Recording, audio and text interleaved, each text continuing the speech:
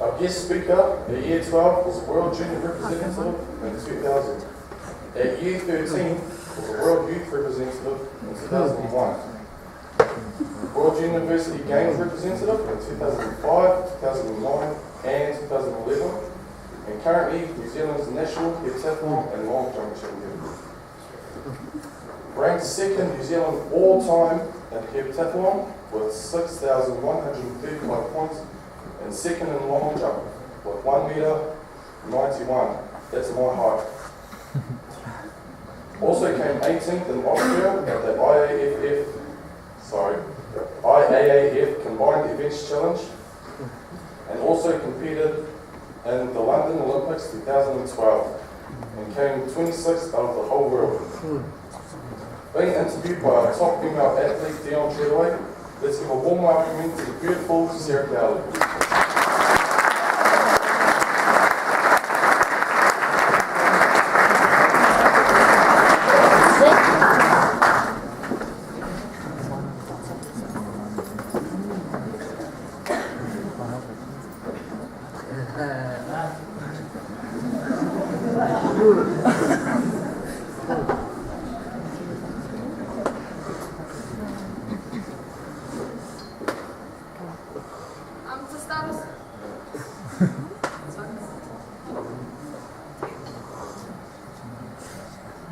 To start us off, our first question is, where did you grow up and what schools did you attend?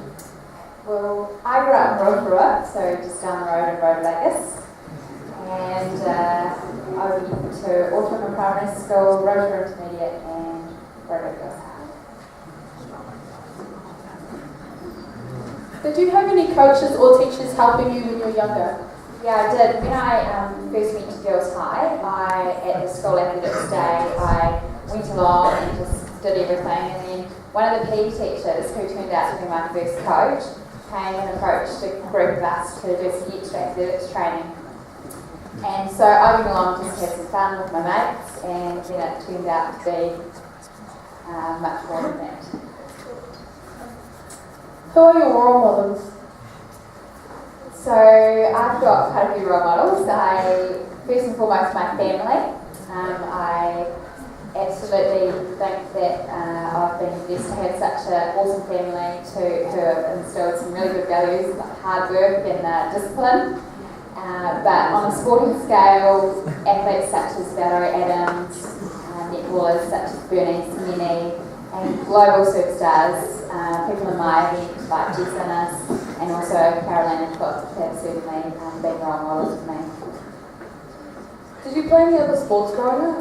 Yeah, I pretty much played heaps of different sports growing up. I was like just a typical Kiwi kid, into everything. I've got 2 brothers, so I was pretty much getting tackled running down the hallway, and I was into anything, netball, played basketball, tennis, did a bit of gymnastics, wasn't very good at that. Even did ballet, which my friends give me a bit of grief about, not the best ballerina, but did everything, but certainly found my love for sport and athletics. How old were you when you had to decide to drop the other sports in order to achieve greatly in heptathlon? So I was in my second to last year at high school, so year 12, and I just really had to choose between netball and athletics at that stage, and I chose athletics because of the individual nature of the sport. I really like control of my own performance. At the end of the day, I was the one responsible for my results, and pretty happy with my choice. Has your ultimate goal always been to make the Olympics? Yes, it has. From a young age, I remember watching the Olympics and thinking, wow, that would be really cool to be there one day. And initially I wanted to go for high jump, but I realised that heptathlon was the way for me. But I really wanted to either be an Olympian or a silver fern, but I chose to be an Olympian. What are your favourite events and which ones do you struggle with? So I'm come from a jumping background, so I really like high jump. It's really nice to feel like you're flying, I suppose. and it's a really good mental challenge as well. And it's also where, so in heptathlon, the way it works is that the higher you jump, the further you throw, and the faster you run, the more points you get. It doesn't matter where you come, so you don't get any points for coming first or second or third, you just get points for the distances that you jump or throw and the times that you run. So the events that I struggle with are the throws. I don't have Valerie's guns or Les Carrington's. So those are events where I've really had to work really hard on. Do you have any pre-race rituals? Yes, I do. I like to get up quite early. I plait my hair. And I have everything laid out the night before. Because of the nature of my event, we usually start early. So at the Olympics my first event was at 10 o'clock in the morning, and we had to be in the core room at 10 past 9. So I had to have my warm-up completed by 10 past 9. So I had to start warming up at 8 o'clock in the morning, which meant I had to leave the village at 7:30 in the morning, which meant because I was starting warming up at 8, I had to make sure I ate breakfast 3 hours before that. So it was really early in the morning. So all my rituals got condensed. But I have a few lucky things that I've been given over the years, and they go on my bag. Just the way I warm up, same music every time, layering in my ears. Just little things that get me in the right zone to compete. How awesome was it knowing you were competing against the top of the world? So awesome.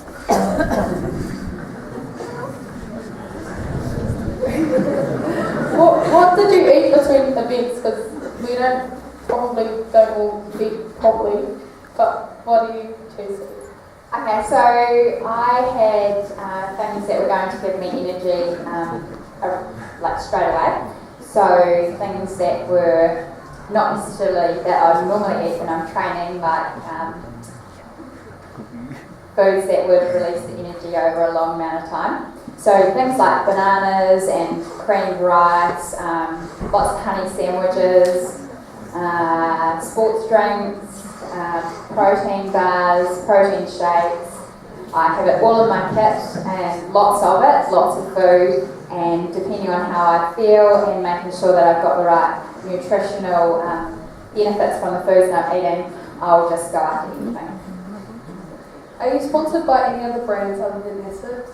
Yeah, I am really lucky to be sponsored by a Pilates company called IQ Pilates, and it's based in Auckland, and I am really grateful for their support, and also I'm also sponsored by Celine Wine Estates. How many pairs of shoes do you own?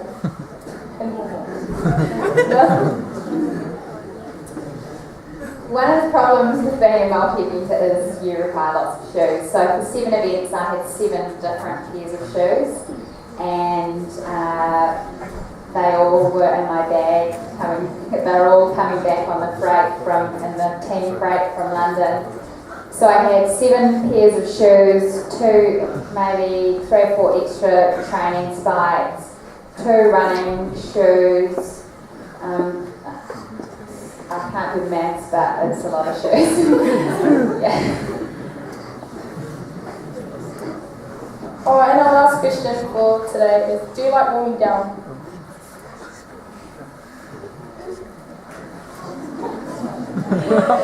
Yes, I do. No, it's really important for me, particularly in between the days and in between events, that I do a really good warm down. Particularly from day 1 to day 2, where I finished in the Olympics at 10 o'clock at night, and then I had to again get up at 6 in the morning to start the next first event. So I need to make sure that my body is in the optimal shape for day 2, and also in training it's a big part of what I do. So sometimes it is a bit of a chore, and I don't really like it having to drag my body around the track again. But it's something that I know I have to do. Thank you for coming today and taking your time. Thank you for coming and speaking to us, and I'm sure you've become a role model of most of us, including me. Thank you.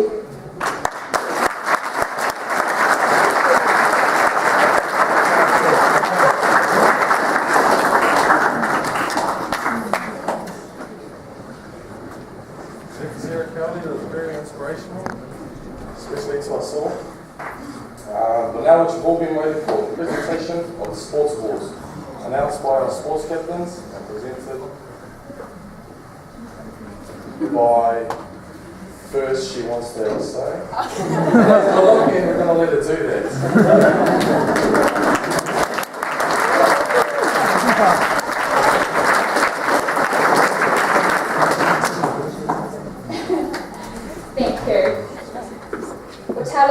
Good afternoon, and thank you very much for having me here to your special awards afternoon. It's really special for me to be at Toke High today because my late father was a past pupil of this school. He also went on to be a New Zealand representative in basketball, and I've had and do have many family members who have been through these school grounds. It's also very special for me, as I was saying with the girls, to be back in high school because it was really for me where it started in athletics. As I said, I was third form when I met my first athletics coach, and what was just a 2-day-a-week training week for me has now gone on to 6 days a week, over 25 hours just doing athletics training and many more hours doing recovery and also rehabilitation work. In 1992, when I was 8 years old, I watched the Barcelona Olympics and my Olympic dream started. 4 years after that, I remember watching the 1996 Olympics and my Olympic dream was cemented. This was what I really wanted to do with my life. 20 years later, my dream came true in London this year, competing in the heptathlon on the 3rd and 4th of August. The heptathlon is made up of 7 different track and field events, being 100 metre hurdles, high jump, shot put, 200 metres, long jump, javelin and 800 metres. It's a fantastic test of your overall athletic ability, and for me, I certainly found a great way to test myself, mentally and physically. I started doing a heptathlon in 2005 when I attended the World University Games in Turkey. My roommate was a heptathlete, and I could see how much fun she was having, and I also realised that my greatest potential in athletics was in the heptathlon. So I arrived back in New Zealand and switched events to heptathlon, and ever since the journey has been an absolute roller coaster, but it's been well worth the ride. 5 months after I switched events to the heptathlon, I qualified for the Commonwealth Games in 2006. It was the first taste for me of a major championship and certainly made me hungry for more. Over the next 5 years, from 2006 to 2011, I trained my guts out, but I really struggled to improve over competition. In 5 years, I improved 42 points, and this time last year, when the selection standards were put out for the Olympics, I knew I needed 300 points in 8 months. So considering I had improved 42 points in 5 years and I needed to improve 300 points in 8 months, the chances of me going to the Olympics were not so high. But I wasn't really bothered about this. The Chinese character for the word crisis is made up of 2 sub-characters, which represent danger and opportunity. Certainly, the 5 years prior to the last year, I took more of the dangerous path. But over the last year, I chose the opportunity and made significant changes to get me to the start line in London and perform above my best. Hours on the track, on the physio table, in the ice bar, early nights, and extremely healthy food, among other things, have all paid off. And I am very proud to say I am a New Zealand Olympian. The Olympics itself was the most amazing experience, and I've got many highlights, which include walking into the stadium in front of 80,000 people, hearing my brother yell out to me before I put my blocks down for the 100-metre hurdles, the first event, throwing my personal best in javelin, entering the athletes' village to the most amazing New Zealand welcome, the dining hall, which was 24 hours a day and pretty much any food you wanted, including McDonald's, and it was all free.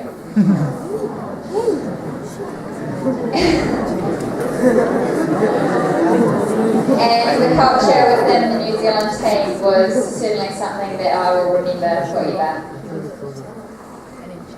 I had a dream from a young age and guts to go after it, and I've had the most amazing opportunities since.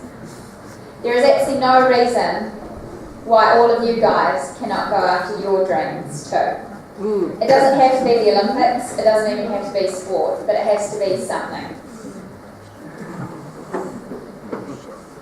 Choose what you desire, commit to it at all costs, and go get it. Why not be amazing? Every one of you is capable of being awesome, so get out there and go for it. Thank you again for having me here today, and huge congratulations to all the prize winners, their supporters and coaches and the staff of Tote High. All the very best, and I look forward to hearing about your future success. Ka talau and thank you very much.